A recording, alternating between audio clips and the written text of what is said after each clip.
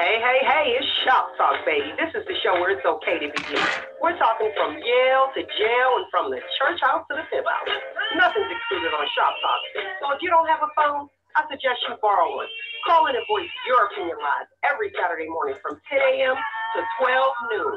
Yeah, that's right, 10 a.m. to 12 noon. Don't forget to Shop Talk with your girl, because right here, we keep it real.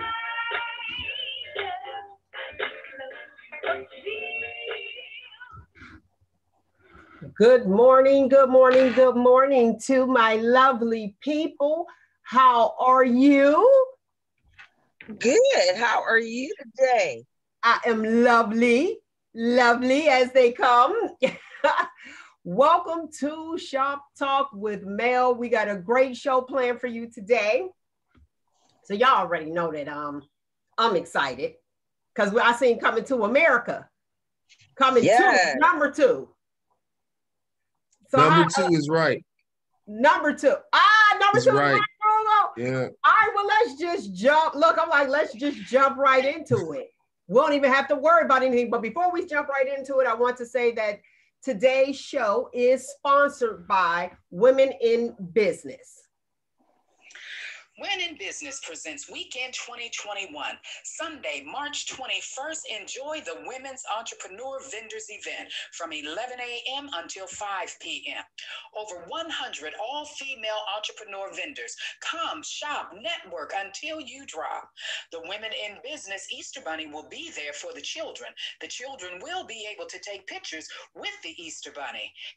There will also be raffles of a 50-inch TV and other baskets. You must be present for a chance to win the TV. There's a $5 admission fee, and yes, this event is open to the public. For more information, you can contact Lori Kellum on Facebook Messenger or Women in Business Facebook page. Okay. Y'all heard of Women in Business. Remember we went to that event? Every year we actually went. Remember, Nick? Yes. I'm looking forward to it again. Are you going this year? Yes.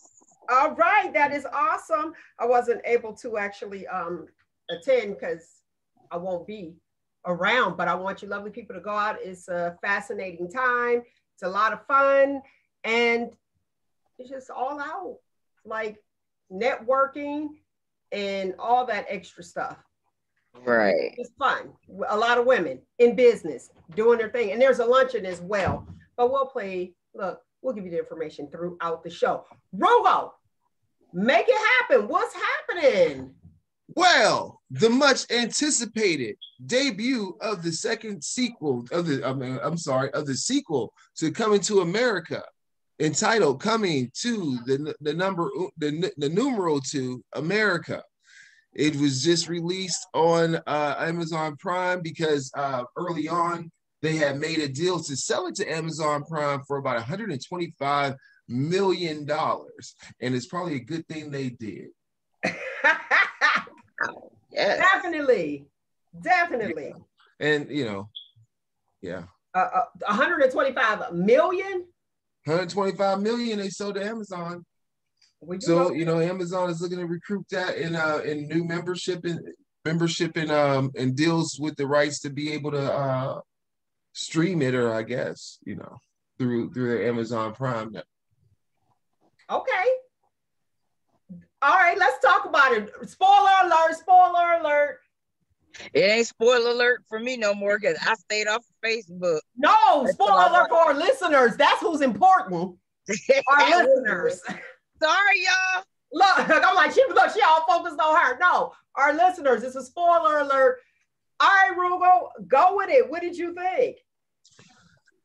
I thought that given the great things that Black Panther did in 2017, that this movie would I think that this movie should at least have picked up on some of those notions. And I just kind of feel like this is just, to me, it would have been better off if they did it as a series. Some of the tropes that are in this movie are sort of just not timely given the events of like what's happened in our country. As far as like, okay, he gets date raped and has a baby. Like, really? That's what y'all gonna do? No, that's what y'all wait, gonna do? whoa. That's what they did 30 years ago. No, that never happened. You're missing the mark on this one, but that go was ahead. that was retcon. That was I retcon. understand, but I understand what it supposedly had meant. But go ahead. Yeah. Well, I just think like some of the things that are in this movie are not necessarily good at all. Especially some of the things they try to make moral points on. I think some of the betrayals of some of the characters in their I guess African influence or whatever was just really not done well. It is, you know, I kind of felt like after this much time to be able to do this movie, they made a poignant point in the movie to talk about sequels and reboots and all that stuff, and they mentioned like, oh, you know, do you really want do people want to see a reboot? He's talking about American cinema because she likes it, and then he says to her, well, it's a whole bunch of reboots and sequels that no one asked for, and I don't think anyone asked for this. I think it is, as much as it try to keeps the main themes of the first Coming to America, it falls short with being outdated in his jokes and in his humor and in his stereotypical portrayal of Africans and African Americans. I thought they could have did better. Go ahead, Nick. What's your thoughts? He went real deep with just a simple comedy because that's what the first one was. So to me, it was just more or less comedy. So what's the funniest joke in the movie for you? I mean, can't recall it. I don't know about any of the jokes, but I mean, I enjoyed it. It was something different. It was, I'm not gonna say typical Eddie Murphy, because you know, typical Eddie Murphy, sometimes his comedy can get robbed. Well, I don't know about recent years since he's gotten older, but like with some of the things that he's done as an older actor and, you know, the producer and everything, it sort of fits into what he's done lately, as of late. But I liked it. I really did. I liked it. It was different. It was funny. And they did, you know, try to touch on what happened 30 years ago and bring to current. Okay, I remember. Okay, remember when this happened? Okay, yeah, now trying to get to the point of how he got the son. Yes, it, you know, it brought up date rape, but, you know, but I mean, that's something real. That's something that people need to realize it happens all the time. So, but I thought it was depicted very well, especially when they were talking about, remember Cardi B? And how she used to do guys, and then she would rob him. He didn't even remember. Remember, they said it reeks of Simi. This is something Simi had actually done. They believed that. I looked at it as like a reunion. So it brought back the great memories of 30 years ago. You can't compare Black Panther to Zumunda. You're right. But Zumunda, they had an opportunity. They had an opportunity. No, they separate. I don't agree with you on this one, and I'm not a real movie watcher. But you can't take something that is going on now and compare them, because he's not. And I appreciated the fact that he didn't go Black Panther, Wakanda, because he was Zumunda. He was the Prince of Zumunda. Okay, so let's stick to that. Then let's look at it from this point. Then, how come everything about it was Black Panther, except for bringing like more cultural pride to it? For example, the guy who was Levon Johnson, he had a Killmonger's hairstyle. Yeah, he did have that. Come on. Yeah. But that's a regular hairstyle though. Stop it. How many people do that hairstyle though? How many people do you see now with that hairstyle? Before Black Panther. Okay, think about Black Panther. It's about his son. It's about his son who wants his rightful place. Both the princess coming king and the nephew or whatever that wants his place in the kingdom. In this case, this guy, the portrayal of his son was similar and such, all the way to the hairstyle, except for his motivations. His motivations were built on greed. He didn't care about Zumanda.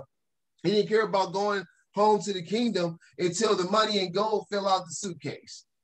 You know, the motivations were completely like, it was this, I don't know. I just think they could have did a lot better. Okay. You know, because I mean, though, did I think it was some good points to it? I thought how they, I think retcons in continuity from 30 years ago is always bad, but I do appreciate how they actually showed, like, I don't know if they younged up Eddie Murphy in them or they used old footage or whatever, but that part looked really good. And Leslie Jones was extremely funny in that beginning scene. And then everything else was just like, let's build upon the worst tropes that we can possibly do about African Americans. And I just think that they succeeded at that. But it just kind of felt like the like it felt like there was parts of good that really reminded me of the past, like his interaction. Like I thought James Earl Jones was good. I thought Louis Anderson needed more to do. I thought James Amos, his part was good. You know, especially at the end when he was giving him this speech and he said, well, what would your mother do? You know, what would the queen do? You know, that kind of stuff. I thought the daughters were good in it. But I just thought overall, the motivations for what it was and how they did it was sort of just, they could have did better. I think you biased. I think you're being biased because I'm biased. Remember that was there before. Okay, so let's look at it like this. Go ahead. Let's look. I mean, like, okay, like I've made the comparison to Black Panther, right? When Black Panther had the common scenes where they show like, oh, the people around him, it's like a bustling city, technology and all that stuff. When they show the common area of Zumanda. When they show the common area of that, they show a McDowell's that's just in the middle of a grass field. But that's true though. It ain't true. McDonald's it ain't in true. The middle of nowhere. It's not true. Oh man, you can find a McDonald's anywhere. In the middle of a farm, in the middle of a grass field. You can find them in community. You can find a McDonald's. You can find, true. If you you travel all the time, you'll find a McDonald's anywhere. McDonald's and Dollar Generals pop up out of nowhere in the middle of the field by themselves. All right. I just kind of felt like it was this really layered in like tropes that like okay, women can't lead, they gotta prove their reason to lead, then they gotta, when they do prove that reason that they can be in power, it's because somebody looked at their draconian laws and said, oh well, we should change things, not based on the merit, but I mean based on the merit, but the merit being pushed up against like just these things to develop a plot for like no reason. Like she should have never had to even struggle with being the queen to be. You know what I mean? That is, and then not to mention that's the heritage. That's their culture. Okay, so then we got a Queen Elizabeth over in England, right? Okay, that's all I gotta say about that. We got Cleopatra, England, right? With we got Queen. Okay, we got Cleopatra. Cleopatra. Is those apples the apples? Is those oranges the oranges? I just kind of felt like I just didn't know where they were going with it. I thought it was just like put together to bring up some really good things about the past, and some of those things they did well. I thought the barbershop scene was cool. I thought the scene where they were at the apartment, it reminded me of Chris Rock's Top 5 meets Coming to America. If y'all remember that picture. That also had Leslie and Tracy Morgan in it as well. There was some decent elements to it, but to me, I think it would have worked better as a series, a limited series, just because there was so much more I wanted to unpack about the characters from 30 years ago to now, and they just kind of just went right into this new thing that really I didn't care about. It just like the lady barking like a dog for 31 years. Yeah, it's comedy. That was comedy. It's comedy. That's comedy. That was funny to you. You're trying to mix up a regular Eddie Murphy comedy with. Was that funny to you? Marvel. You laughed when you saw that? Yeah, I did. I was Broke down like, in the oh my script? gosh, it made me, it triggered my Okay. memory. It triggered the good times because that was an excellent movie back then. I like the fact that they brought Salt and Pepper and all of them back. Was they in the first one? I don't remember them being in the first one. Here's, see, you missing the correlation. The correlation is Queens. Queens. Make no mistake, Queens are in the house. They're from Queens, New York. So he incorporated them. Right. I liked it. I thought it was cool. And the chicks, what was the twins? Peaches? Oh yeah, the rapping twins, he brought them back. I was disappointed. It showed no progress in Zamunda. Like nobody could get a promotion, nobody could retire, everybody doing the same damn job. Right. But they did it to a point to where it was like, we got to make sure people know who these characters are. Even when they had the basket, the flower person, they gave her a short little cameo holding a bag of some flowers. Why couldn't she have graduated to gardener?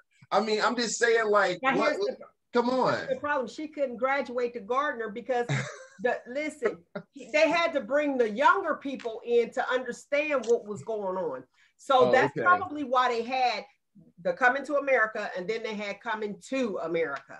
So they, when it first came, when you first look at it, because I'm nosy, they allowed you to see both sides. You know what I mean? See that one first. They pretty much was put in your face so you could watch that one first and then the second one. How long was the first one? I'm not sure how long the first one was. But I know this one was an hour and 48 seconds. So let me see real quick. Okay. Let me see if I can pull it up. Oh, sorry. Go ahead. Let me see. It's pulling up now.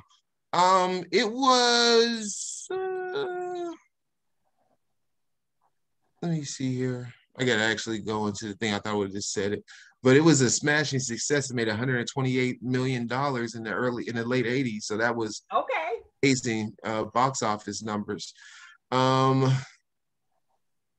me see here. It was. Damn, what was the running time?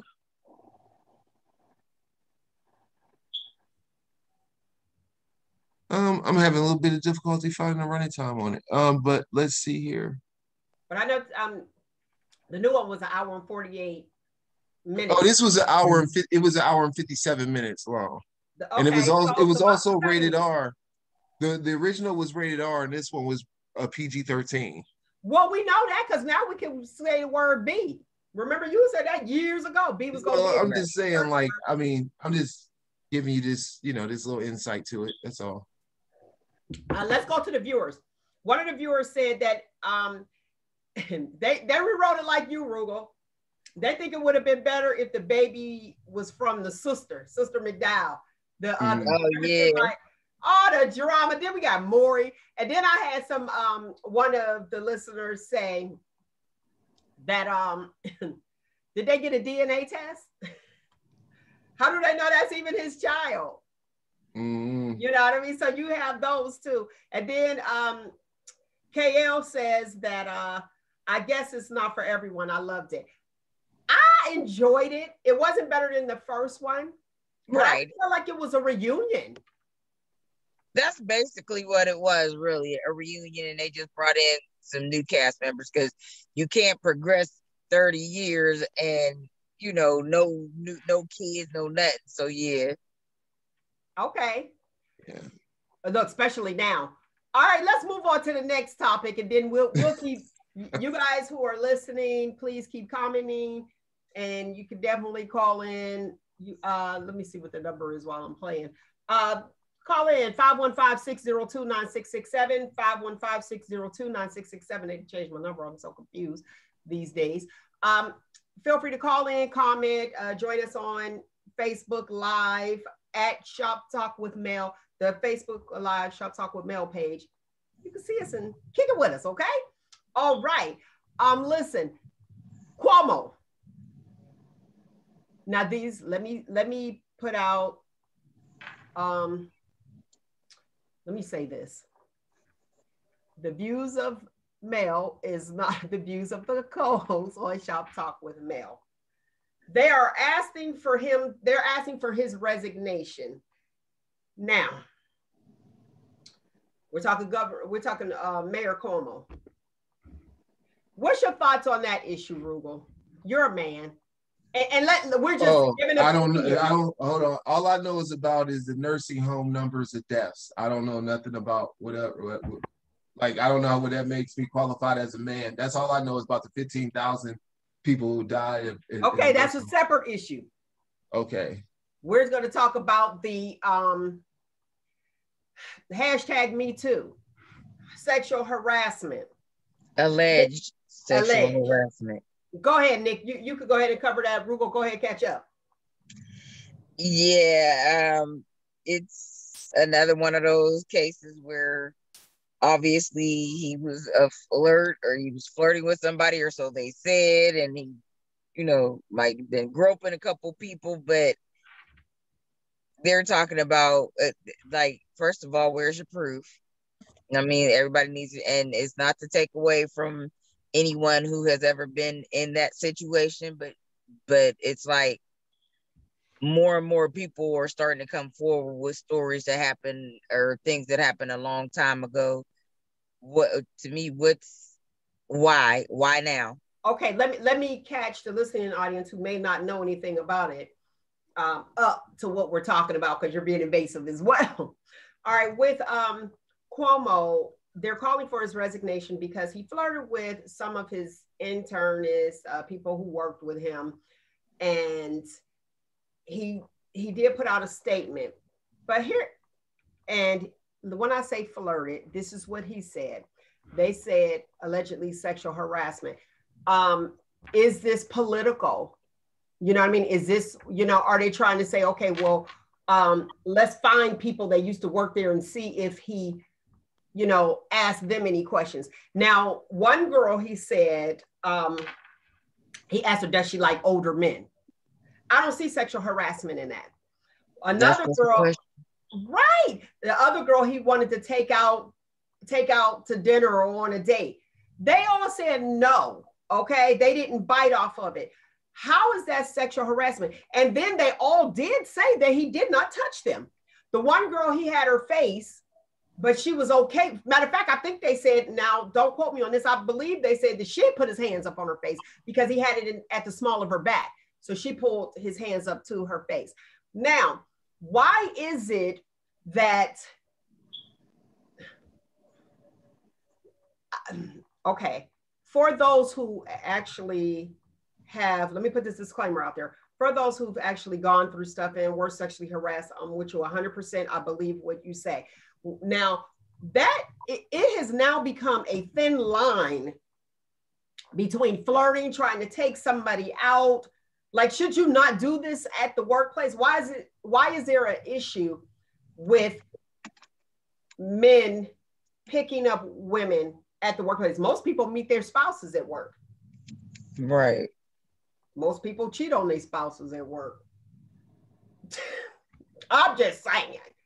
Yes. But with this particular situation, and then they're calling for his resignation. And I'm like, why are you calling for this man's resignation just because he tried to get a date? Governor Andrew Cuomo, I said mayor, I apologize.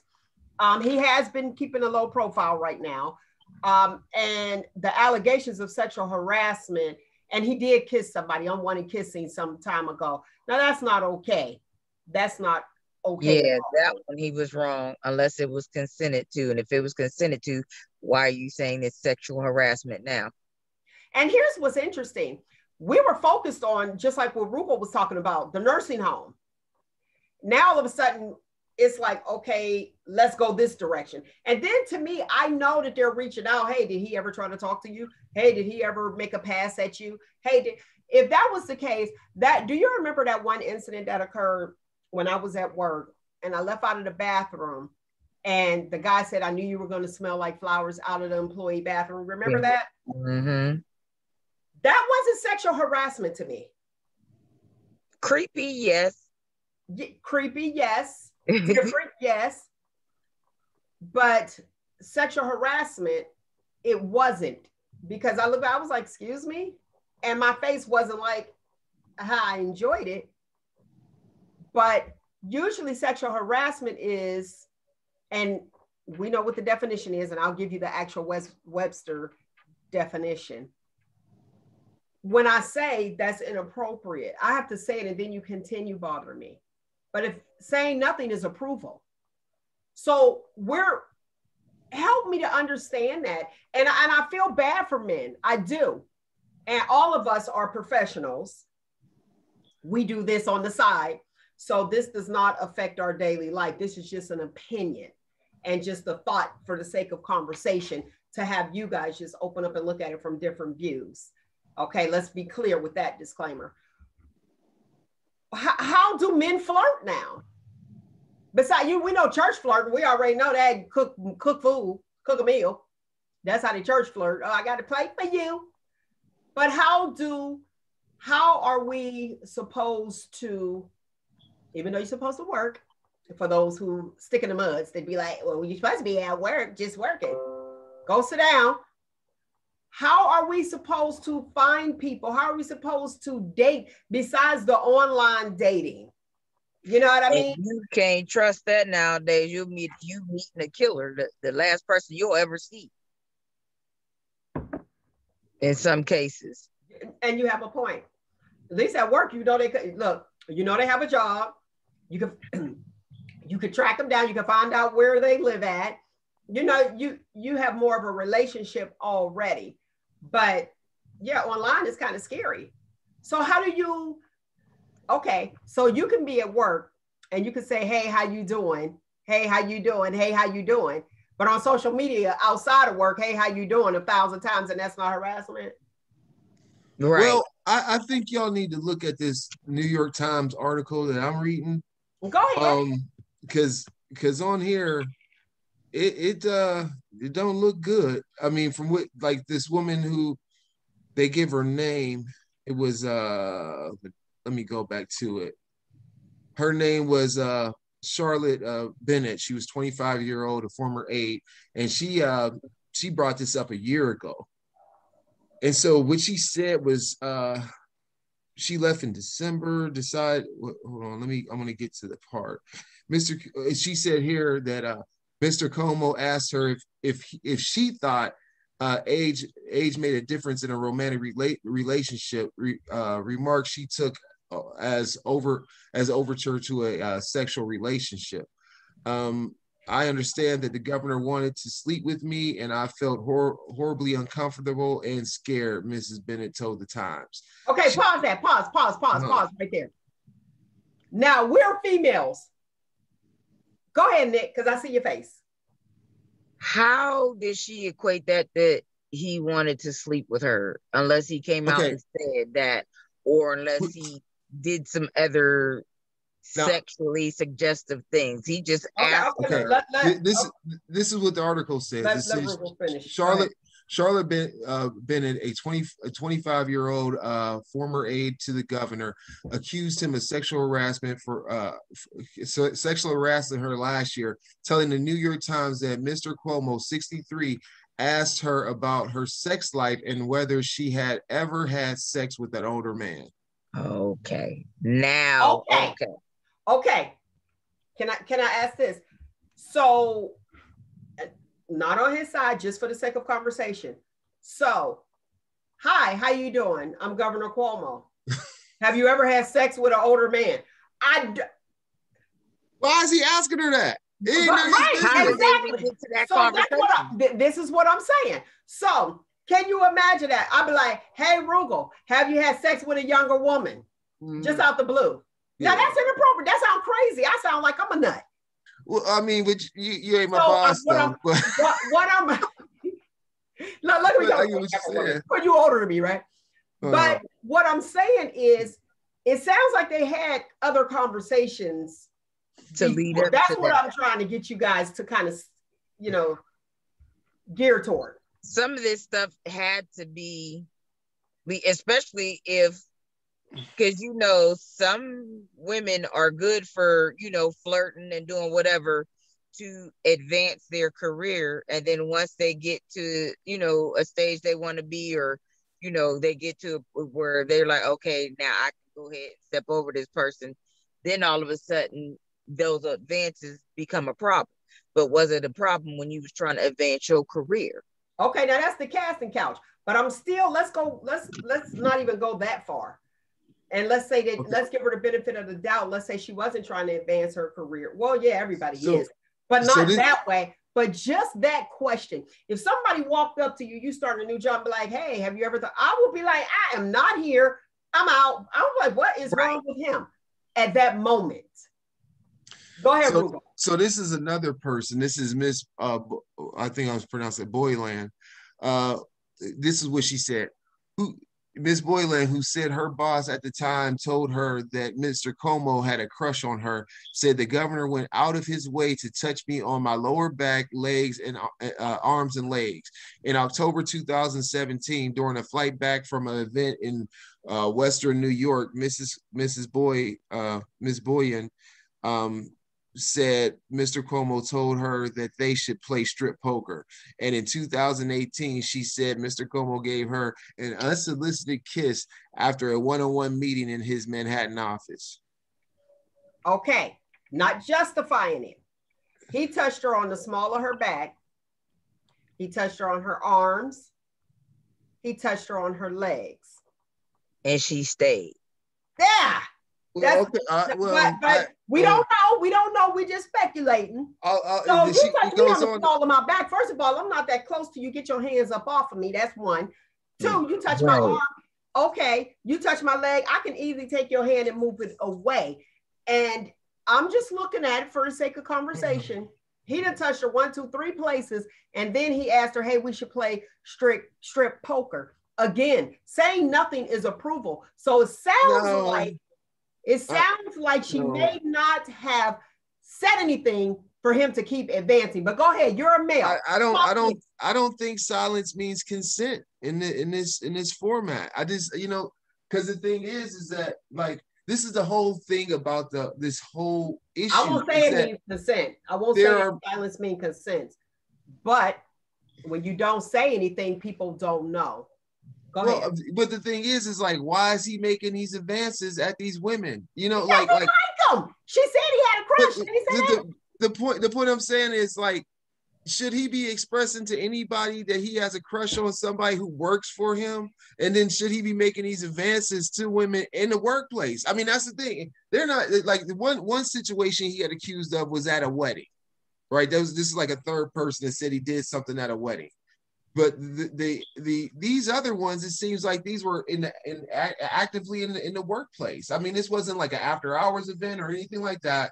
And he just, made these advances. I kind of like, isn't the guy married? I don't know if he's single. He's single? Yeah, the brother is married. Okay. Well, I just kind of feel like, all the women he has the ability to be able to connect with because he's a governor. Do it outside of your office. Meet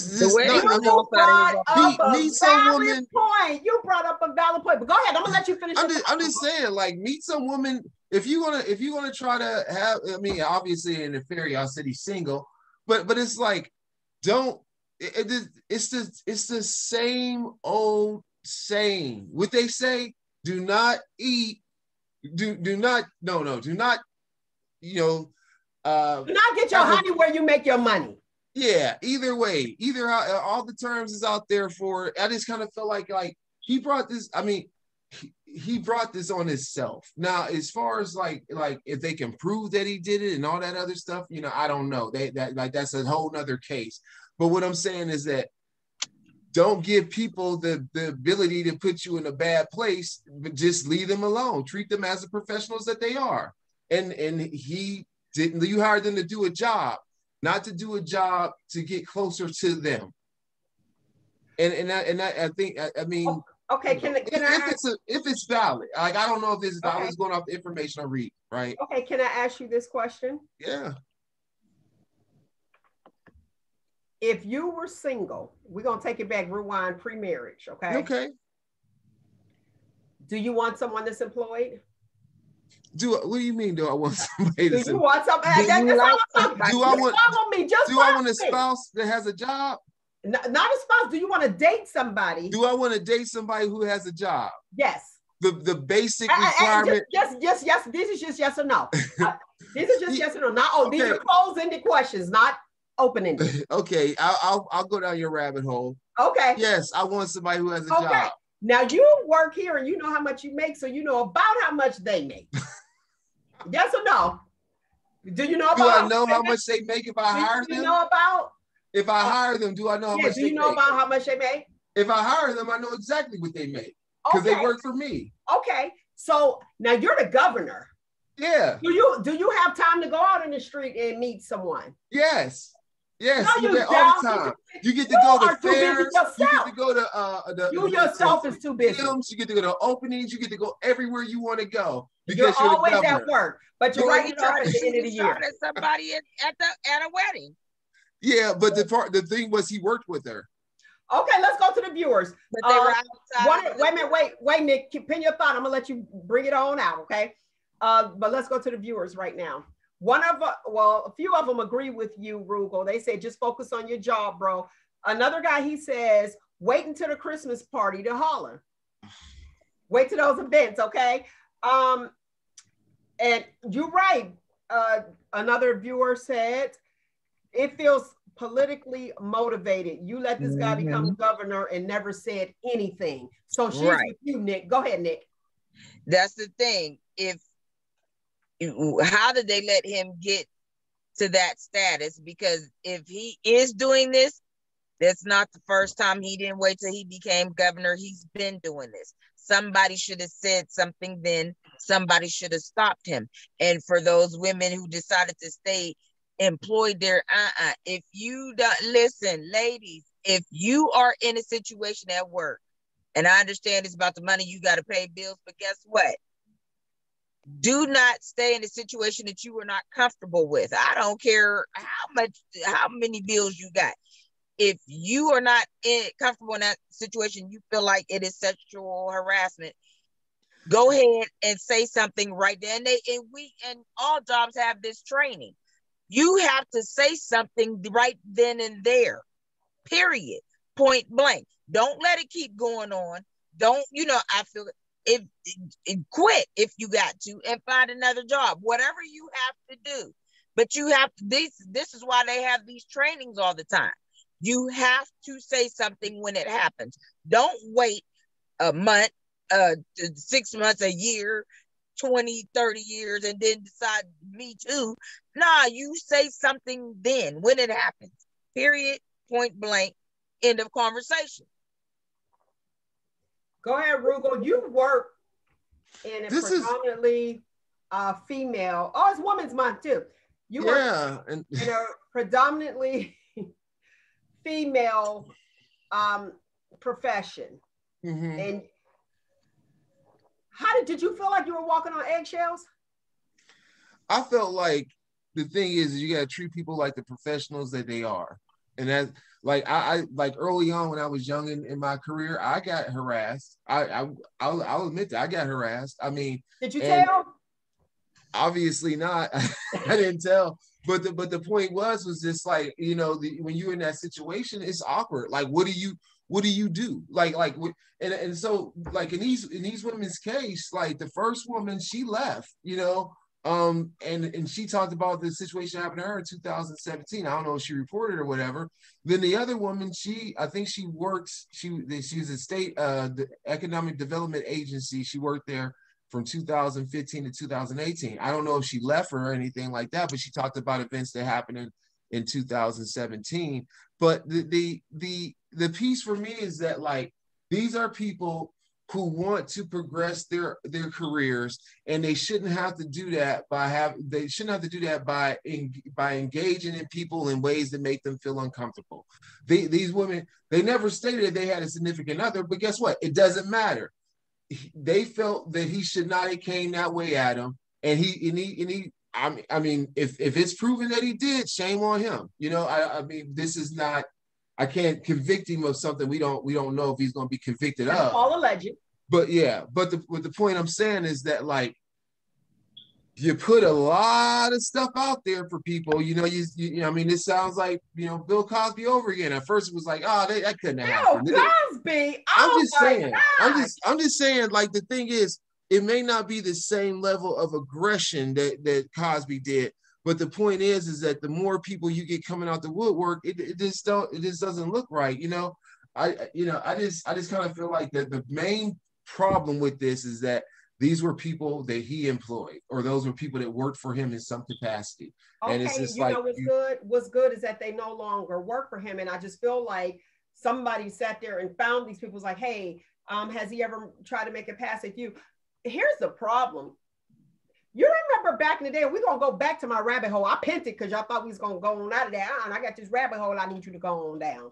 And just look, engage me. But here's the deal. Back in the day, you go out, just like you said, you know, outside of workplace is different. But it made you feel good. We used to play a game. How many numbers can I get? So when people make a pass at you, you're like, oh, it builds up your confidence. Like, oh, thank you, I appreciate it.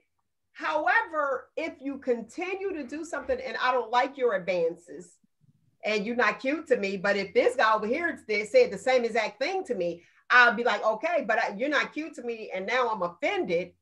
I need to tell you, please don't talk to me that way. Just like that one guy. And here's the difference. The difference to that one guy that told me, when he said, he was like, I knew you were gonna smell like flowers. Had he been an executive and not the janitor, how would I have taken that?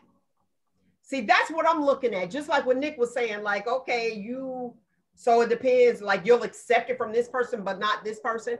And see, when you look at it from the janitor standpoint, the janitor telling me, oh, it smells like flowers. In my mind, you know, I'm like, oh, okay, he the janitor. He done smelled a whole lot of extra stuff. He probably, you know what I mean? So right. It's not, like, thank God it smelled like flowers versus what he's used to. Not justifying it. Now let's move forward.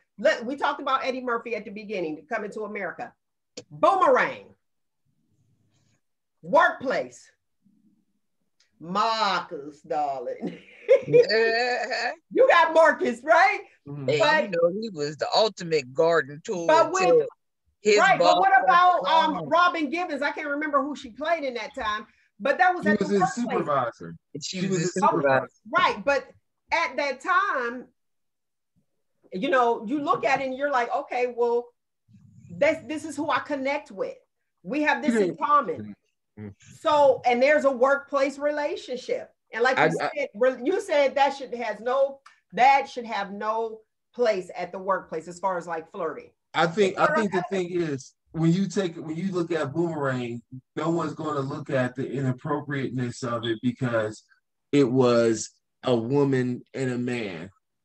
But it can be very much be inappropriate if he felt like he needed to do it like he did, like he was with Lady Eloise, right? That was Eloise. Right. He was with her. He was primarily with her, to try to sleep with her to get the job. Actually, she made advances towards him. Yeah. But she was his boss. And she made it seem like, well, he wanted that account. He thought she was his boss. He thought she was the boss. So the casting couch worked for him. So, he did it. Like Nick was saying. It didn't work for him because he got played. She didn't have any power. She got some dizzle. I'm just saying. I mean, that's another reason. That's a terrible thing. It's terrible. But and it was terrible. And that's why they was laughing at it. It was like, did you sleep with Lady Eloise? They thought it was a joke. Like, I can't believe you did that. That wasn't, and not to say that it was okay. But when we're talking about workplace relationships, like if you're working with somebody, people have the tendency to become attracted to who they work with. And it's like, okay, we, you know, like-minded, we can converse about the same things. You know, we have a lot in common. Once you work with somebody, you realize what you have in common. And that's why a lot of people just fail and they end up leaving or being with somebody at the workplace. I think the issue is that if you have, like for your scenario, you're talking about if the janitor says something to you, right? What he said to you, I think was highly inappropriate. For real. I think like it was highly inappropriate. The difference between him saying it and the CEO saying is that the janitor has no bearing over if you keep your job or not. The CEO very much does. Now, if the CEO had a problem and I would have responded the same exact way, then guess what? If I would have got fired, I'm suing. Now we're gonna move to the next. You know, it's like, oh no. And some people, just as Nick was saying at the beginning, would it be different if the CEO said it versus the janitor? And I looked like I was in the middle, like, should I be offended? Remember when we talked about, I was like, should I be, what? But I was like, what? Like, I was shocked. Never, ever again had I had an encounter, but I'm very boisterous. First of all, don't touch me anyway. I don't even like my food to touch, so social distance, it works for me, okay? So it wouldn't have gotten that far. Don't be in my space unless I allow you in my space, because I'll move back. You know what I mean? So, and not saying that everyone has that personality. Some people are timid. So I get where you're going, Roogle. I totally do. They're like, okay, well, I don't know. I'm in this situation. Maybe I'm supposed to, maybe I should, because I might lose my job. But those women no longer work for him. I don't know why, but I'm glad he didn't resign, because sometimes you can take flirting a little too far and then they're calling for his resignation. Like, I want a man to pick me up. Like, tell me, you look beautiful today. Am I going to run to HR talking about #MeToo? He said, I look beautiful. He said, this dress fits me nice. But I can go and say, oh, you look nice in that suit. You sharp in that suit. That's tailored. Right. A compliment, though, and I don't think these are viewed in the same way as compliments. You know, I just, like, if someone gets a haircut, you like, hey, that's a nice haircut. Like that hair color on you. It looks good, right? I don't think that that's the same thing as, like, you know, do you like having sex with older men? I just don't, it's a different thing. It's a different thing, but it's still a pickup line. I don't think so. Let me tell you, there was somebody I worked with. Now I'm telling my business. There was somebody that I worked with, married. We were together, partnered all the time. Okay. He's in a different department, but he had to come and protect me the whole time, right? And I knew that he liked me. I knew he was crushing from different things, you know, as it went on, but I just went on, I stayed professional. I stayed in my lane. He complimented me on my hair. So you mentioned that. Mm-hmm. I'm not crossing the line. Nope. And he said, your hair is so pretty. And he kept complimenting me on my hair. So I went and cut my hair off. That's when I went and shaved it off. Bye, see you. So don't compliment me on my hair. And then guess what happened? I removed myself from there. I was like, no. So I go visit this church and this guy is standing at the front of the church. Not a pastor, but he's standing at the front of the church. My hair's gone now because I know I'm probably see you keep complimenting me on my hair. Let you not like me. And you know what he said? He was like, your hair is sharp. So it didn't work. But like, right. And the reason I brought that point up is because you said, do you like to sleep with older men? He didn't ask to sleep with me, but I knew he liked me and he continued to pursue. So people flirt differently. And you know what I mean? It's like, okay, you didn't blatantly say that, but you were compliment. I like the compliments, bring them on. But I do understand your standpoint as far as like work is work and here we go. Now, had he not been married, I probably still would, I don't know. Had he not been married, I probably would be like, oh, okay, but let me help you. You know what I'm saying? So that's just my personality. But I believe that they had a conversation prior to, because nobody is just going to just walk up to you the first meeting and be like, do you like sleeping with older men? How do you know I'm sleeping with anybody? I don't get the impression that was the first words out of his mouth when he met her. I think he built up the confidence over time to ask her such a thing. I'm not saying that she did anything to play into that, him saying that sort of thing. I'm just saying that it doesn't seem to me like that was something he did on day one. Okay, let's go to the viewers. A viewer said, I guarantee you they were flirting. Nick, like what Nick was saying, they were flirting. And then, but I really feel just like Tiff said, politically motivated. Like, why now? Why do you think he should resign? I'll ask you that, Roogle. I don't know. This is all alleged accusations. Right. So, you know, I mean, it's tough to say. I think he knows what the truth is. They know what the truth is. And you know, if whatever his decision is, I mean, can't have any control over that, because he may feel like if he resigns, it means that he is guilty, and he feels that he's not. So, you know, there it is. I think, you know, it's one of those. It's something he has to soul search to figure out what he should do, because only he can remove himself, you know, without there being any real substantial evidence versus her story versus his, with like no like physical evidence of it, you know, unless this other person comes out, said that, hey, he told me that he liked you, you know, that sort of thing. But the thing that makes it so creepy and so inappropriate is, if he liked any of them, why did he just say, hey, you know what? I would like to know if you would want to go on a date, right? Let's say he just asked that question and they said no, and he just said, okay, I'm leaving it at that, done. Right? There's a, not saying that that's better, but what I'm saying is, like, it's clear. I think the issue is that all these innuendos and things that they said that he did just seem to be extremely inappropriate in the workplace. Okay, I agree. But I also think that they sent somebody to seek out this information, because, like Nick said, how, you know what I mean, how did he become governor? Like, now you talk about something from, you know, way before. So right. Let's see what he did back in the day, because I mean, these are all accusations while he's a governor. Right. I don't know what he did before that. Right, but like that behavior, it has not just started when he became. If those accusations are true, that means he's been doing it all of his life. So he was married for 15 years and he got divorced in 2005. All right, so I don't know what he did before. So in other words, he's just a horny old man. Oh, oh man, right? y'all know. Yeah, I mean, yeah. But the thing is, if these accusations, this is the first, foremost, number one, if these accusations are true, he did not just start this.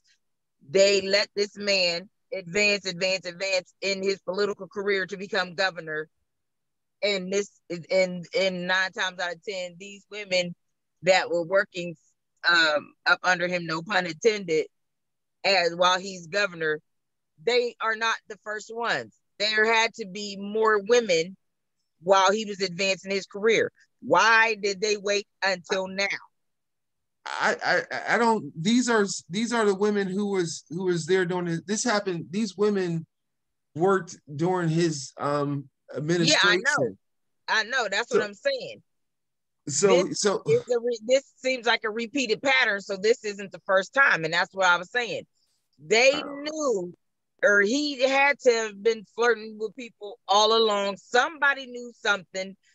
It's not the first time. He ain't just started doing this as a governor. He's been doing this. They should have stopped it before he became governor. Somebody should have said something. I mean, there's no evidence that he had any inappropriate relationships prior to these ones at this point in time. But anyway, it says he was the Assistant Secretary of Housing and Urban Development for the Community Planning and Development from 1993 to 1997. From there, from 97 to 2001, he served in Bill Clinton's cabinet as the 11th United States Secretary of Housing and Urban Development. In 2006, Como was elected Attorney General of New York. Como won the 2010 New York gubernatorial election to become governor of New York, and has been re-elected twice after winning primaries against progressive challengers. So he's been governor since 2010. Okay. So during his governorship, Cuomo oversaw the passage of the 2011 Marriage Equality Act, same-sex marriage in New York. And this is all his like highlights or something. So I ain't gonna go on all of that. And he also brought the minimum wage to $15. Okay. Okay, so here's my question. We done with Cuomo, but pretty much in the same thing. We're gonna go over to Lionel. When Cuomo asked if she liked to sleep with older men. What about Lionel Richie and his young girlfriend, Lisa, 30? Do you think that's appropriate or inappropriate? Did she work for him? I don't know the relationship. She was a designer, so I'm gonna go with yes for 200. I don't think there's an issue about what people's ages are. I just think it's an issue about if those people feel comfortable entering into that conversation with you. And if you're gonna be flat out and ask somebody for a date versus like being all creepy, wanting to touch their legs and kiss them without their consent and all that other stuff, it's, you know, that's not what's up. Yeah, and I wonder how that went. Who initiated the first kiss? So does the female initiate the first kiss? You know what I mean? It's like if you're old school, the guy does. Well, the issue is that they work for him. They work for him. Okay. I mean, a lot of women, a lot of people have gotten like people that want to talk to them that they don't work in their workplace. You know, and they may brush them off and say, "Yeah, I'm not into you," and that sort of thing. The difference is that I'm your boss. Okay. And I'm doing this. So where do you think Patti LaBelle met her new boyfriend? Patti LaBelle, 71, boyfriend, 41. Where do you think they met? Like she was at physical therapy or something. Big Gulp, you know, what'd you say? I said physical therapy. I don't know where they met. How did I know that? I mean, hilarious. I mean, don't she get a restaurant or something? You see the difference? Lionel Richie doesn't matter. It don't matter for her either. Patti LaBelle, physical therapy. I said, I don't know where they met. I said, I don't know where they met. Like you asked me where they met. I don't know. Probably. See, you work around, you meet people according to where you work. Let's look at right. Let's look at, you know, a lot of people are like, oh, okay, they get the football players, talk about the white girls get the football players, the basketball players, they get all of them. They're put in their face. They're in that same environment. So it's not like, oh, okay. And this bothers me when they say that. They be like, how come they not with a sister? How come they not?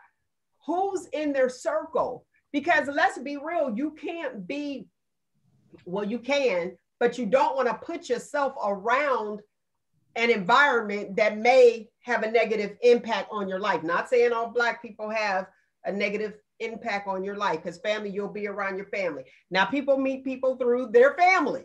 That's one. But if you're working all the time, usually the person that you're going to connect with is somebody that's in that arena. Think about it. Right.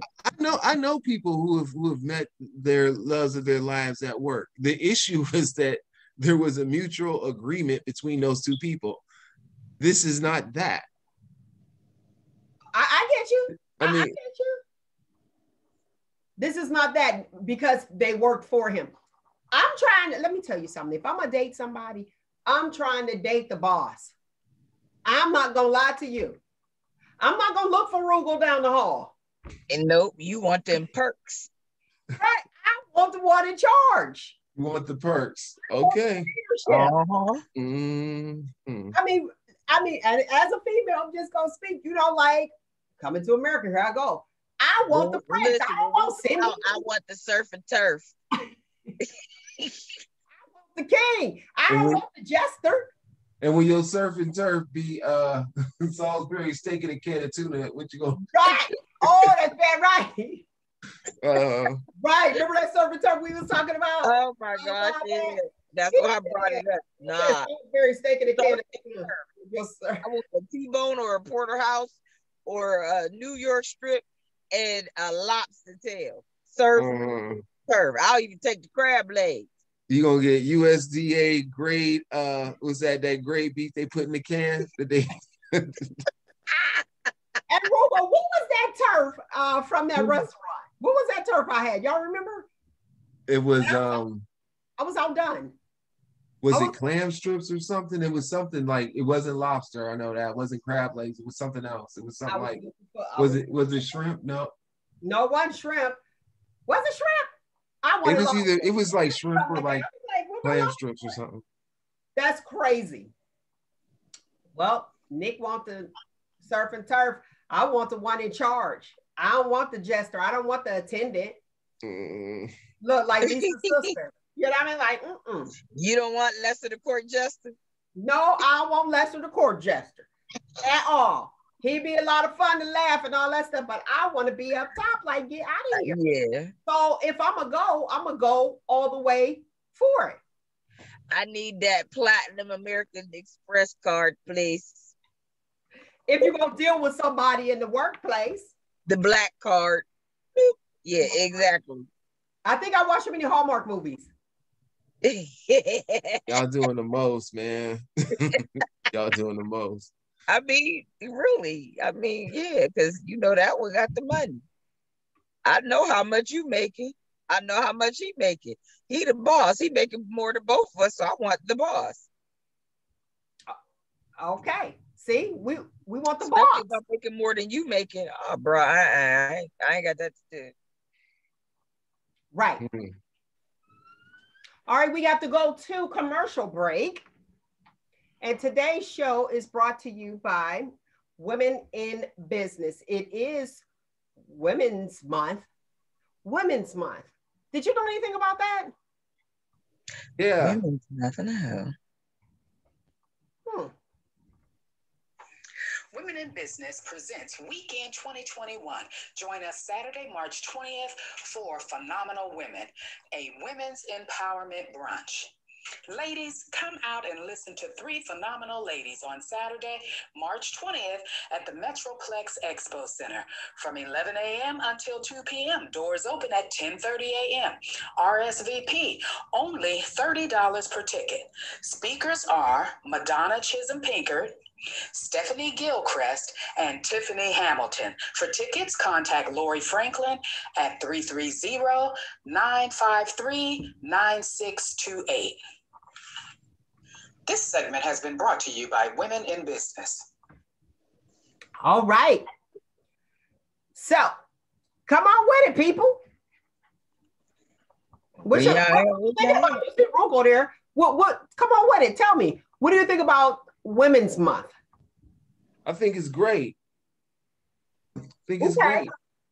I think we need to bring more attention to it. I think there definitely needs to be, you know, if it has, I mean, it has to be more publicized, you know, for what it is, you know, yeah. But it just can't be a celebration of what women have done in the past, but what we're going to do to forge forward to give more equity and equality. Starting with Kamala. Listen, starting way before Kamala, but I don't need reminded about. And I thought her name was Kamala. Listen, before we do that, Kamala, whatever. I'm like, whatever, right? I'm happy that she's in that. I'm happy that she's in that place. But a Women's Month, I mean, we're reminded every month that we're women. Exactly. So why? When is Men's Month? Yeah. Ain't no Men's Month. Men's Month is Father's Day. That's what you get. You celebrate men for being dads. They know a special day for us. I beg to differ. What James Brown say? It's a man's world. But right. Exactly. What? A woman or a girl. So that's every day. So when did that start? When did Women's Month? This is my first year ever hearing about women. I've never heard that either. No, our local news did a campaign on it a few years back. I think, you know, they had highlighted some women or whatever. It was just, to me, when they did it, they didn't really have any equity. I mean, any diversity in the women that they looked at, but they did have something years ago. Origin of Women's Month. Now here's what's interesting. Women's Day was February the 28th, 1909 started. It was started in 1909. But now they have March is Women's History Month. Interesting. Hmm. So celebrate women just the month of March. And there are phenomenal women that are out there before Kamala or Kamala, however you want to pronounce it.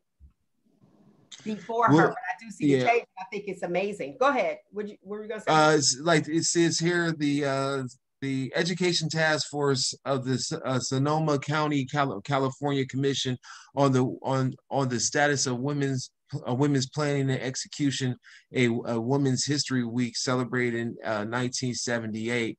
The organizers selected the week of March 8th to correspond with International Women's Day. The movement spread across the country as other communities initiated their own Women's History Week week celebrations the following year.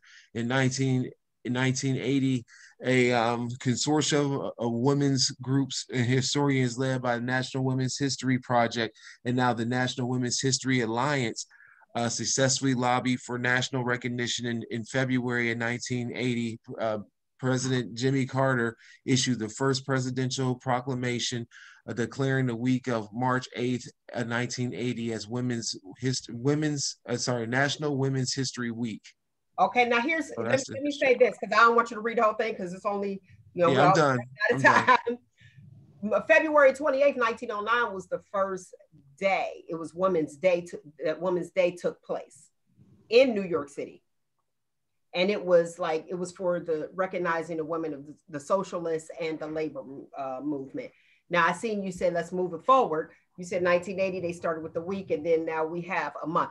I mean, I'm not taking away from it. I think it's a great thing. Nobody gave me nothing or recognize me. No, I'm recognized every day that I wake up. So I'm not mad at it, but I'm just thinking every time you turn around, there's a different month for something. But what I do know March to stand for, and I'm really for this, not that I'm not for Women's History Month. I recognize these phenomenal women that we have out here in your neighborhood, the mothers of the community, every single day. But what about multiple sclerosis day? I look at the diseases that are in there and making people aware of the diseases that are out there that attacks people that we have no control over. You know what I mean? It's like these things actually happen. So that's what I look for. Look, I'm like, that's what I look for. And I'm not shading, Women's Month, because like I said, we celebrate it and we know and remind it every single month. All right. But I just was curious. I'm like, is there a Men's Month? So you guys are every month. I think the issue when you talk about men's month or white history and all that kind of stuff is that those are the going trends. Like those people or that race is more celebrated in our everyday walk. So therefore you don't need to have a special day to bring attention to them because they're riddled throughout our history, all the way from how we celebrate our government holidays to how they to laws that are in place and people having to conventionally live up to a middle class institution that does not recognize the strives that people have to face in order to have a piece of what we call the American pie.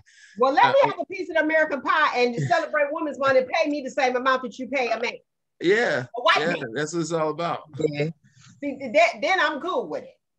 Okay, I'm totally cool with it. Like that's show me the money. Where the money? Okay, let's see. Speaking of where the money reside, to my understanding, that third check will finally be coming out.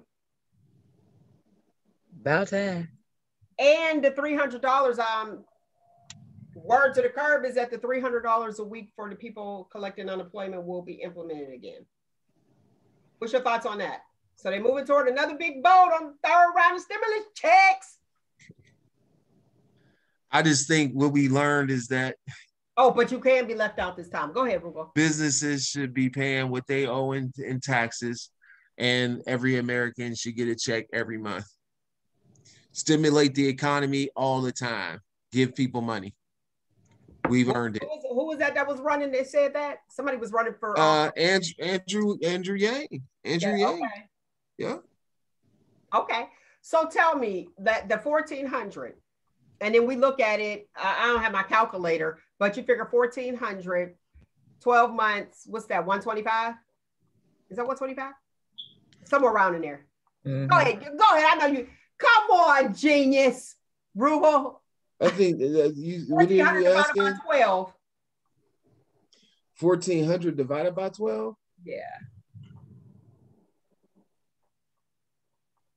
You got $116.66. Okay, I was off a little bit. I would have went over on The Price is Right.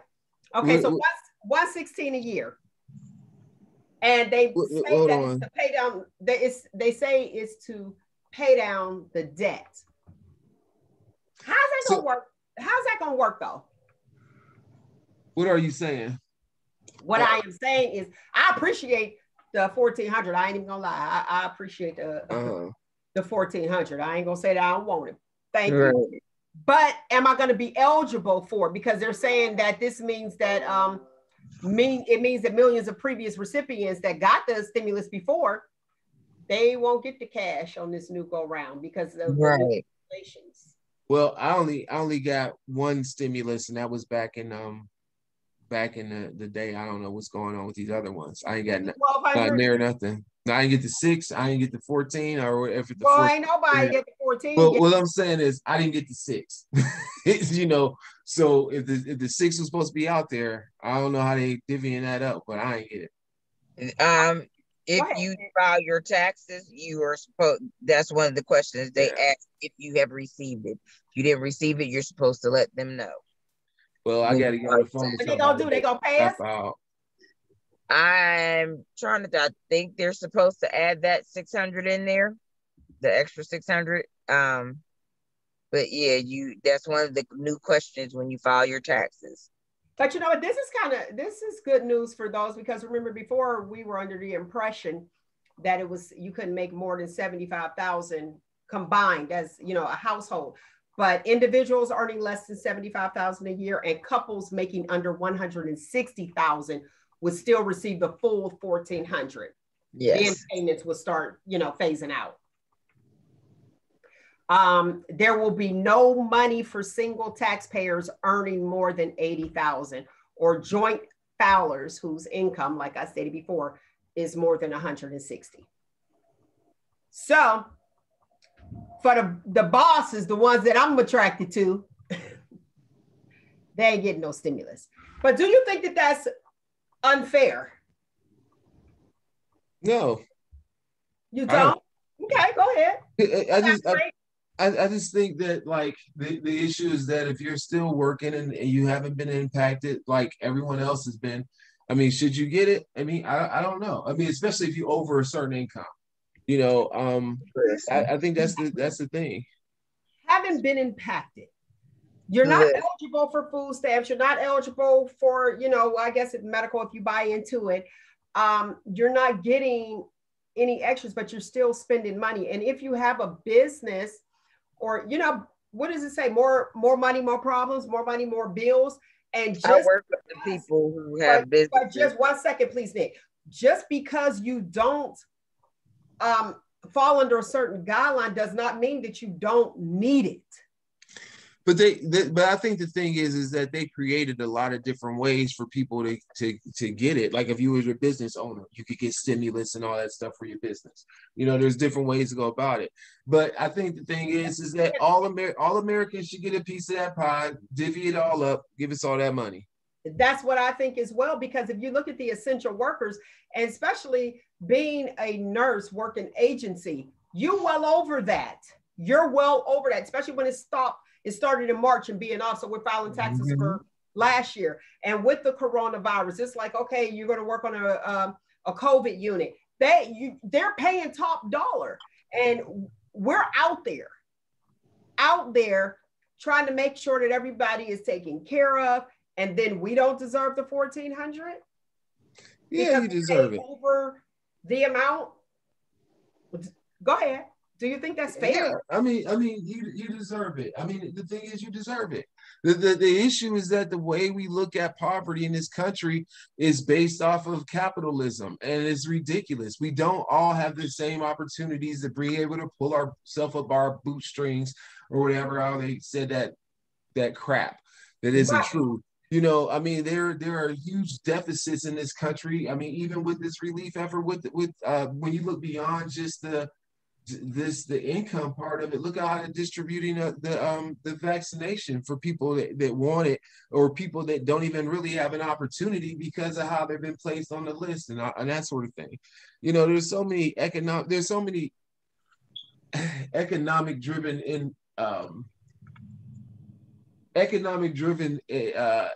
inequity issues in this country that we just will not deal with.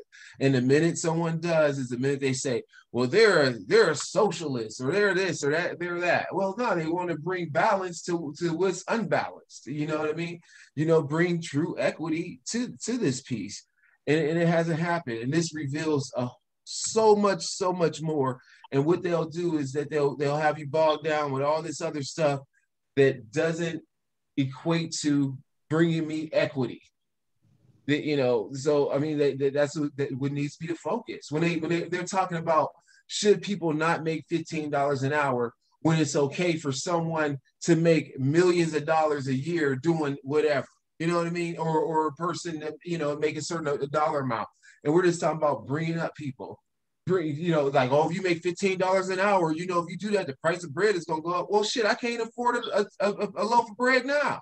So raise the money, you know, I mean, at least raise the money. Like, give me that. You know how people say, well, it's a lot of problems that come with the lottery. And then you'll hear somebody like, well, I wish I had those problems for a minute. I'd try those problems out, right? You know, it's crazy how they try to pit us against ourselves and tell us what's going to be economically good for the country versus what's economically good for our own pantries. Okay, we're going to talk about Evanston, Illinois right after these messages.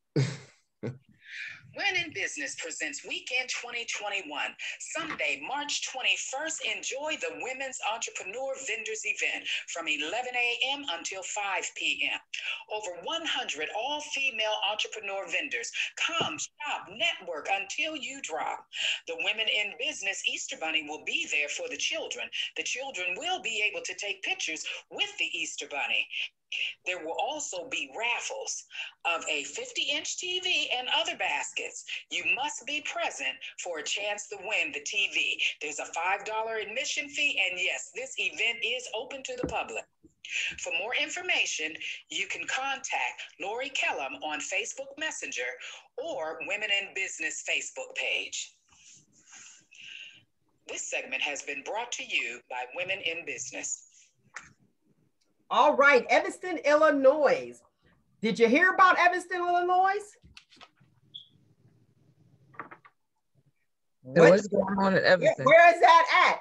The 158-year-old city located in Chicagoland is actually, they have become the first city in the country to fund reparations in an effort to compensate Black Americans for the loss of generational wealth due to inequality and systematically racist policies that emerged after the era of slavery. So I'm looking at it as like the blueprint. Maybe they need to like look at it and see what's going on. Let me tell you, lovely people, for those who don't know, because you know Shop Talk with Mel, I got to tell you what I know, okay? Try to keep you informed, real life edutainment. They plan to distribute $10 million in tax dollars. They are a rich city too. $10 million in tax dollars to the cause over the next decade with $25,000. They're going to start with $25,000 payments to eligible residents beginning this spring, 2021. So this is in Evanston, Illinois. You guys can check into that. And y'all know my accent, Evanston, Evanston, Illinois. So I'm thinking that they're probably going to be the blueprint of reparations. We're still waiting. Been waiting. And then we're like the homes and putting the homes. I remember, I want to say this was like in 1998, 99. I remember reading, and it was all out there too in California, where Reverend Al Sharpton, they were all talking about the reparations. He wanted, 40 acres and a mule. But then there were other people that were like, well, let's give the community, we'll pay them back by giving them new houses. But you're putting those new houses in urban areas. And we see that now today. But I didn't sign on for that. So I'm with Evanston, Illinois. Roogle, you remember that? Not to a great extent, no. It was so long ago. Look, I'm like, it was so long ago, but you've seen where they had these new houses built, but you got them still in the same the poverty. You still have them in the urban areas. Not that you got to move outside and move on up, but you still, you got these houses here and you're paying top dollar for them. Like, and then you're able to buy the house after 20 years. Remember that? Y'all remember that? Oh, I know. Those houses, but yeah. Yeah, but in this case, if reparations isn't telling me what to do with the money, right, you know what I'm saying? So like, so don't give me a home and say okay, this is where we're gonna give you a home at. You know, give me the ability to have a home wherever I want it. If I want it in the middle of Rodeo Drive and is zoned as residential, then that's where I want it. Right, you know what I mean? Right, you know? Right.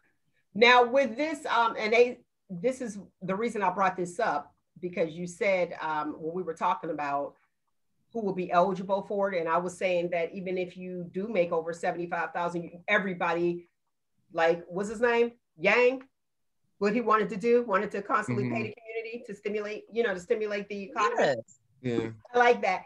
Don't discriminate. Everybody gets it. And the $15 an hour that you were talking about, Roogle, for minimum wage, my question is this. $15 an hour for minimum wage, usually that's like your high school graduate or not. What about the people that graduated? You got a master's degree. Are we going to bump up? Are we going to bump up the hours? Are we? I think. You understand where I'm going with that? Yeah, are we going to bump the hours? Are we going to bump up the dollar amount? The difference. I mean, it may get bumped up, but the thing is like how? I mean, I'm an overeducated, underpaid individual. Oh, put it out there. That's what I'm saying. So, but $15, if you want to. Go ahead. Yeah, but what I'm saying is that, like, a tide raises all ships. So yeah, there may be more money for people in certain occupations where it should be an increase. I mean, that's I just think the thing here is that the issue is that the federal minimum wage is $7.25. And we go to school to get our degree to have a better job for a better lifestyle. But the thing I'm saying is, like, I mean, like everyone's talking about not raising the 15. People's talking about raising the 15. Some people are saying not raising it all. But the issue is that they need to raise it to something. $7.25.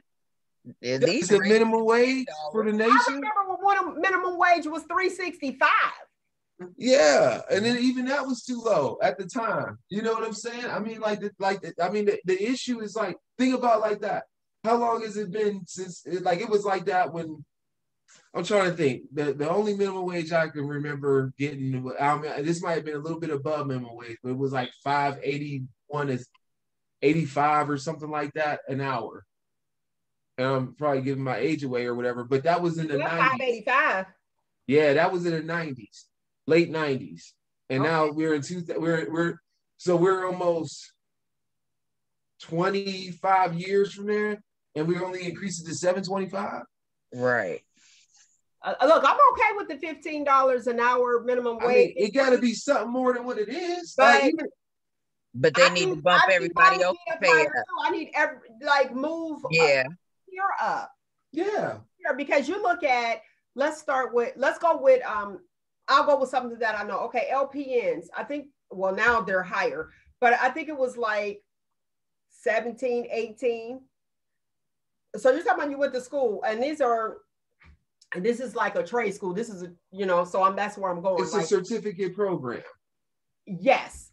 So you have diploma, and you have to go get license and test, but still, you have that, and you went and you paid, and you probably took out a loan of some sort. After you took out that loan And you're going to be somebody working next to you. And I worked at McDonald's, you know, with no education and they decided to stay at home. And here you go with $15. And then you're only making $2 more. You can't even pay your loan back. I mean, that's the problem. And the problem is that we shouldn't be paying for education, especially education that puts you back in the service industry. Okay. You should. What I'm comparing that to is, let's go now with people who, you know, all of us, we're out there, we're working constantly. And then you have somebody collecting unemployment due to the COVID with the state that we're in now. And they're making more than us who's out here putting ourselves at risk. Right. And we have a job and they're able to get a job, but people aren't going back. And that's what a lot of the business places are saying, especially in Maryland. They were like, we can't get people to come back because of the unemployment. But the problem is not the people getting the unemployment. The problem is that we have historically underpaid people for work that they should be getting much more paid for. You know, like they see it now. They like. I'm just saying. I mean, that's the problem. Like people getting $600 a week and being like, man, if I was only making $600 a week, you know how much better my life would be. You know, that's what these people are saying. Like, so why is it that our economic system, our capitalist system, is set up for people not to be able to buy? Ford, when Ford made the Model T, he wanted to make a car that his employees could buy. Okay. And now we're in America where you can work for a company and not be able to afford the product that they sell for the most part. I mean, come on. Like, you shouldn't have to go into economic ruin to get a car. You shouldn't have to, you shouldn't have to have the weight of the world put on you to maintain a mortgage. It's crazy. And the only reason it boils down to is that hardworking people don't get compensated what they should. And then we got all this bureaucracy saying that $15 an hour is too much, but they ain't gave a counter or proposal or nothing. So it's either all or nothing for us. There's no in between. There's no way of making this movement higher. Come on. Like, if Republicans think $15 an hour ain't gonna work, they ain't come up with 14. They ain't say 13. They say it's $7.25 an hour. Yeah, they said that was okay. How is that okay? And on that note, we'll have a word from our sponsors.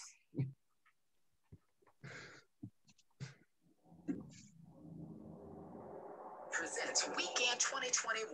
Join us Saturday, March 20th for Phenomenal Women, a women's empowerment brunch. Ladies, come out and listen to three phenomenal ladies on Saturday, March 20th at the Metroplex Expo Center from 11 a.m. until 2 p.m. Doors open at 10:30 a.m. RSVP, only $30 per ticket. Speakers are Madonna Chisholm Pinkard, Stephanie Gilchrist, and Tiffany Hamilton. For tickets, contact Lori Franklin at 330-953-9628.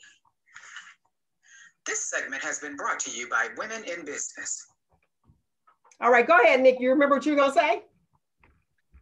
I was going to say the lawmakers, how about they try to survive on $7.25 for 6 months, and then maybe they'll come to their and realize that you can't do it. So, people are struggling. So yeah, $15 an hour is not a lot to ask for minimum wage. But of course, if you make minimum wage $15 an hour, of course you need to bump up everyone else's wages as well. I mean, because the money that we are making, we are, like you said, we are putting back into the economy. We're putting back into businesses. We are putting back into our utilities and taxes. So what's the problem? I'll tell you this. Recycling the dollar that you're giving us. Yeah. This is what they should do. All elected officials should make the minimum wage for that state. And let's see how quickly that should change.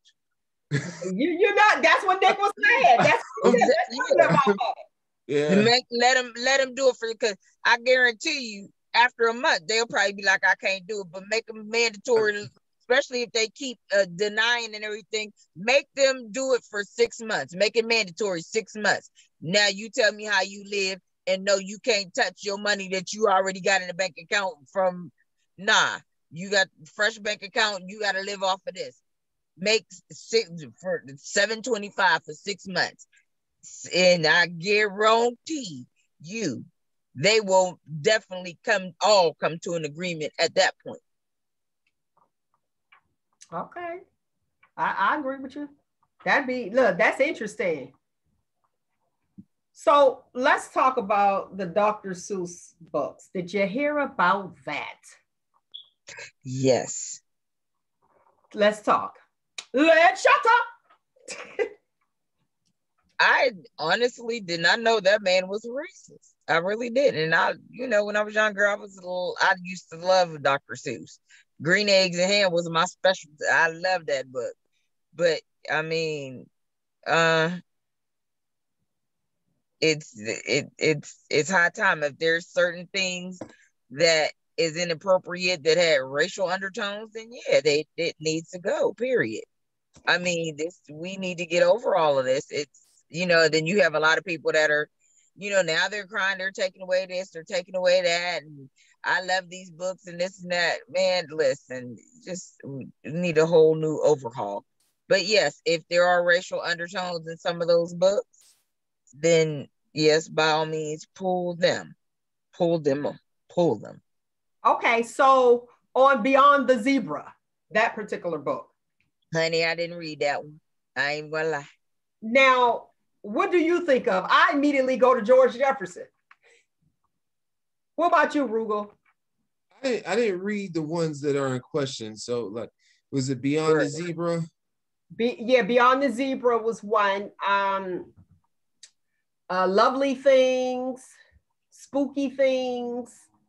I just didn't. The Mulberry, I can't remember, something with the Mulberry, but I just. What Happens on Mulberry Avenue or something like that? That I saw, yeah, like. I like Dr. Seuss, and I learned to read from Dr. Seuss. So is it what you get out of it? Or let's dig into this a little deeper real quick for a little bit of time.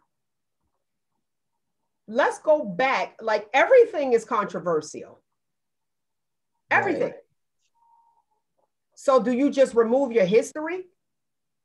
And that's what we've been doing lately. I mean, everything is controversial. Everything is like they want to go to gender neutral on things. And it's like, this is all a part of our history. Leave it alone. Some of it, if it's not like physically, mentally harming you, leave it alone. But now they talk about removing the Mr. Potato Head. Okay, before you go there, let's stay here for a second. The 6 books that are being banned and they're actually removing and canceled from publication is, and to think that I saw it on Marbury Street, If I Ran the Zoo, McElligot's Pool, I never read that one, On Beyond the Zebra, and Scrambled Eggs Super. So those are the 6 books that they're having issues with. And they're saying that his books are racist. I missed it. But like I said, like Beyond the Zebra, I think of George Jefferson immediately with Helen and Tom and their daughter Jen. I gotta read them to see what they're talking about, because I those ones, all those titles I'm not familiar with. See, and that's probably a good thing. So you had a choice. Do you want your child to read this one or not? Well, I think the thing is, when we talk about, I don't think the issue is about erasing history. I think the issue is about placing the right lens on history, and when you don't. Through whose lens, though? You get people calling for resignation, and everybody's different. Through whose lens? So the lens of what society wants to grow past. Society. So if you're looking at that when society grows past, go ahead, Roogle. Yeah, so I'm saying, like, if you have a post slavery society, but then you still have things in there that cause segregation and inequality, and you just say, well, we into slavery, that was enough. And, you know, that was a good act in itself. But you never look at how Jim Crow era laws are bad and still in place and need to be removed. You know, I mean, those are, okay, go ahead. I never knew about it. The same thing. I mean, like, the thing is, okay, was he a racist? I didn't read the stuff. So I would like to make my own inquiry based off of my firsthand knowledge. But I guess the point is that if he was indeed, then that needs to be recognized. If he's a car, if he's a car by our dollar, don't purchase it. Well, I don't know. I mean, because now you go into a deeper area of censorship, and the thing is that I don't know. I think one of the issues is that do you, if you think that if this is racist material, do you put it in the school system? Is Dr. Seuss in the school system? I don't know. I'm just saying to you, it used to be. Well, the library. Certain books was in the library. These weren't. Certain books was in the library. Yeah, certain books were in the library. I guess what I'm saying is, like, sometimes things are removed because of the seed it may plant in someone to think that it's appropriate to have a society that is inequitable with no equality, no diversity. But who are these people? These people are they, as I use air. No, they are. You know who they are? I'll give you an idea. They are the people that went out and saw Black Panther and made it the highest grossing people movie in the neighborhood. Yeah, those are the people that saying, like, hey, if you make a movie for me, I'll go and see it. We'll go and raise more money than any other standalone Marvel movie ever. That's a standalone. But I mean, if you give us a Jordan Peele and he gives us a Get Out, we gonna go and see it. And this whole thing is about. But that's the thing. Exactly what you said. Yes, I went and saw Get Out. And I even took my son and his friends to see Get Out. I didn't take them. I made them go see it. They came out and they thought it was scary. Now here, you saw it. Now it's up to you to make a decision. But the point I'm saying don't bring them home if you can't use a comb. The point I'm saying is that if you don't have the opportunity to have a Jordan Peele make a movie, then that's the issue that lies at the base of this, is that we have a society that's built off of thinking that only a certain person that looks this way can do a certain thing, or will have the ability to have access to doing a certain thing. See, diversity is important. Diversity in culture. Why is it that we want to remove somebody else's culture? Not that I agree with the same culture.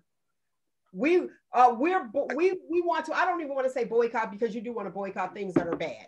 And I'm saying that. But for the sake of conversation, let's look at this thing. Is it reversed? Because I want to remove your culture. Let's take all this down. This is your culture, but I want to keep mine. You know what I mean? Diversity is important. We need diversity. But if there are materials that talk bad about how you should not have a seat at the table, that's discrimination. Okay. And I think that's what they're. I think that's. Stay. Pause, because I'm gonna go right back to you. Okay. Yes, that's discrimination. Why you shouldn't have a seat at the table? But just because I'm at home and I have my thoughts, because I think some people the same color as me don't need to be having a seat at the table because they cousin or whatever. They could get the job. You know what I'm saying? Let's be real. But you can have your thoughts, but let's say remove your thoughts altogether. Nope. Whatever you thinking, whatever your family thinks, whatever you were brought up with, eliminate it. It's no good. Let's go over here, but you want to keep yours. Oh, okay. Guess what? You can't work here. Oh yeah, we should be able to have our natural hair. You got natural hair.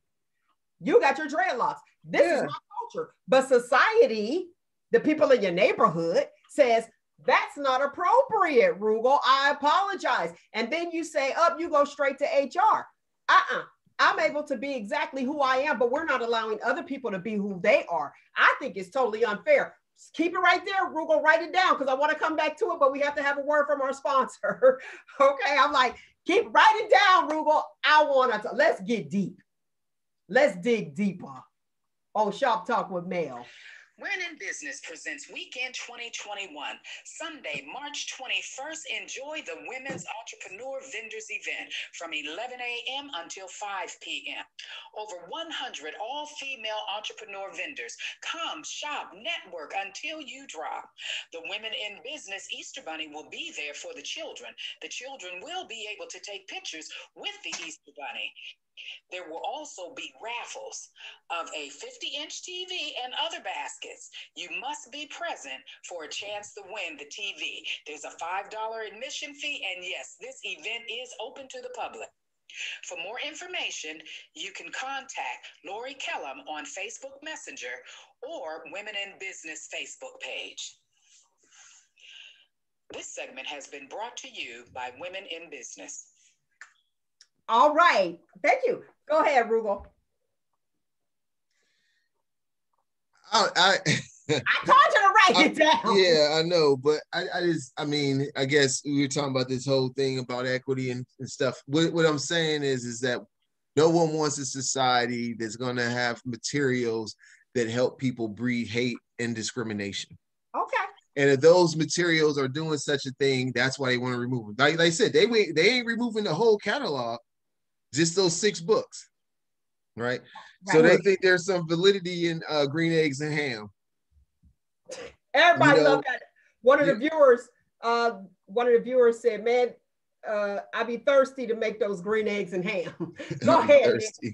Listen, removing things from society is not going to remove hate from people's heart. Period, point blank, end of conversation. You can remove it, and 10 years from now, that same person will still be a racist. You're right. That same person. I'm sorry. Go ahead. No, I was gonna say you're right. That same person may indeed still be a racist. But the thing is that next generation that comes with that person may very well not be, because they weren't bogged down with the same propaganda that led to that. How many people? Like I have relatives that had interracial marriages and stuff like that, where it was like, the spouse's family had an issue with it or whatever, and but that person who got married did not have that same issue that the family had. So I'm just saying, like, this is a thing where you want to look at what is systemic and how do you make systemic changes. Like I may not ever be able to change one person's point of view.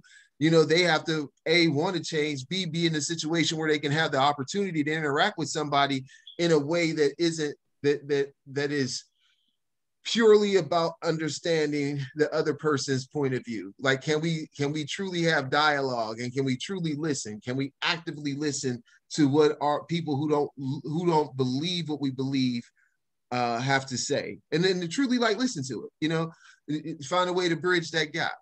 But if we have materials that say, like, black is bad, if you're not of the Aryan race, then you should not exist. Do you want kids to have access to that? I mean, I don't know. I would say no, but I just that's taught. And do you want to have children have access to that? No, that's why it's important for the parents to be totally involved and watch what their children are watching on television, watch what your children are reading, look at what they're actually reading, and then make the determination based off of that. So parents need to be active in whatever their children are dealing with, because what was that? I thought, is it Nickelodeon? I thought Nickelodeon was all good. And this is just my views. And then I started watching what mine was watching, and I said, hold up, what is this? I thought I was on HBO. I said, we got basic, like, what's going on here? And that was where the show Drake was on, but they were dealing with the issues that were happening now. And I wasn't ready for mine to deal with those issues yet, because they weren't at that age. And it was a teen show. What is it, Degrassi or something like that? Oh, Degrassi High. Yeah, I said, oh, wait a minute, hold on. We just going in elementary. And I'm thinking, the television is on the regular channel. So, okay, all is well. So I do hear you, Roogle. I do hear you. And thank you. And we had to get it from all aspects. Let's talk. Nick. How you doing? You look cute, but girl, you tired, huh? Child, midnight is kicking my behind, but I'm trying to make it. Okay, now Nick brought up Mr. Potato Head. Now, for those of pansexual, for those of you who don't know what pansexual is, that's where you don't determine the sex. Like you're a person. Doesn't matter if you're a male or female. But I thought potatoes, I mean, why do we have to have a sex? But Mr. Potato Head, let him be Mr. Potato Head with a mustache. Like what, like really, and I'm not trying to be funny, but that's like why do we even have to talk about this? This and is what while they playing, it had Mrs. Potato Head too, because I had one. Yeah, okay. this is what and all of that. I seen an interview from the chief executive officer or president of what is that, Mattel Hasbro, and he was saying that Mr. Potato Head and Miss Potato Head aren't going anywhere. They just came out with a new line called Potato Head, and people have lost their God-loving minds over this whole thing. Like, do it matter? I mean, like if you get all the parts in there to make whatever potato you want, does it matter if it's Mr. or Mrs.? Because I mean, it's the same damn potato body. It's mashed. It matters if it's baked, mashed. I mean, but it's the same. Like did Mrs. Potato Head have a different shape than Mr. Potato Head? No, it's the same damn potato. I'm like, why people? Basically, I mean, like, why people upset? People upset about it where they ain't never probably bought a potato head in years. I just thought it was just like nutty. And you're telling me that we don't have anything going on in the world, that we are sitting here having a conversation because it's what society wants, because someone in society decided, you know what? We need to erase this. Eliminate Mr. Eliminate Mrs. It needs to just be Potato Head. But would be no good if you can't decorate it. What the CEO said was that it was a way to be able to incorporate aunts, uncles, cousins, family, all that. Like from what he said in his interview, Mr. and Miss Potato Head gonna still be there, but this other potato head is like, do what you want with it. Like you would do what you want with the potato head anyway. I just kind of like, guess what? Don't buy potato heads. If you don't want to. But I'm just saying, like this, I'm like, this issue about the potato head is all it is to me. All it is a company rebranding itself, just like McDonald's went from "Have you had your break today?" to the "Sorry thing, I'm loving it," which is horrible. I like that. Have you had your break today? Or now is this McDonald's and a or whatever the hell it is. I mean, every brand gets to rebrand itself to be able to try to expand itself in a market or retain its marketplace. But the minute these folks say we just gonna drop the name Mr. or Mrs. and make potato heads, everybody get upset when they ain't got no intentions of buying one at all. That's usually how it goes, right? Because you had your thought about the what's her name? The glue girl. And you was like the Gorilla Glue girl. Yeah. Like, I got nothing anyway. I wouldn't. Did you donate? Nope, I don't plan on. No, I ain't donate. To the gorilla to the Gorilla Glue. No, of course not. Go ahead. Go ahead. I mean, that's all I got to say about that. Me and Forrest Gump. That's all we got to say. All right, Forrest Gump. I'm just saying, man. I mean, it's just crazy. And then the thing is, I just want to know the person that's running out buying potato heads. Say in the news, any attention is good attention. Well, I'm just saying, like, who is these people that ran out to go buy Mr. Potato Head, and they was like, there's no Mr. Potato Head, so I can't buy it. Matter of fact, ain't even no damn toy stores to go to anymore. So, that's true. It's the people in your neighborhood. Hey, let's have this last word from our sponsor. We like to thank you, Women in Business. Women in Business presents Weekend 2021. Join us Saturday, March 20th for Phenomenal Women, a women's empowerment brunch. Ladies, come out and listen to 3 phenomenal ladies on Saturday, March 20th at the Metroplex Expo Center from 11 a.m. until 2 p.m. Doors open at 10:30 a.m. RSVP, only $30 per ticket. Speakers are Madonna Chisholm Pinkard, Stephanie Gilchrist, and Tiffany Hamilton. For tickets, contact Lori Franklin at 330-953-9628. This segment has been brought to you by Women in Business.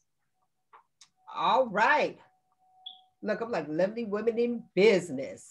So you guys make sure that you definitely check that out when you get the opportunity to.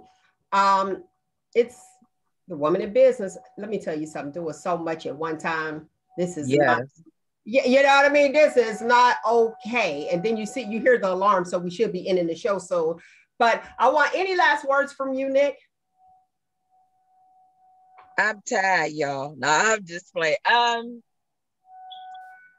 We just need to pipe down on a lot of this stuff. Society is just starting to blow things out of proportion. We need to just relax, relate, and release. Okay. What about you, Roogle? Any last words? It is up to us all to do our roles in equity and inclusion and diversity. I like. And today's footnote is, and I want everybody to repeat after me, I am in charge of how I feel, and today I am choosing happiness. Yes. On the count of 3, y'all remember it? Wait, what is it like the responsive reading? I am in charge. I am in charge of how I feel. Of how I feel.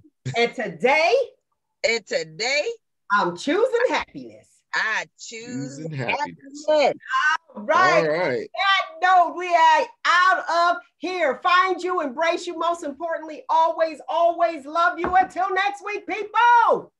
ShopTalk. What you say? ShopTalk. There you go. Y'all hear her in the background?